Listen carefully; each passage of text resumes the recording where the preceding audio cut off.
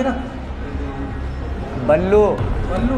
हाँ। क्यों हत्या की, क्या मामला है? क्यों हत्या करी? मोहब्बत में धोखा दे दिया अच्छा।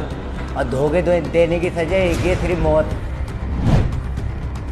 मोहब्बत में धोखा दे दिया, बर्दाश्त नहीं हुई अपने को। कौन सी फिल्म देख के करा ये कांड?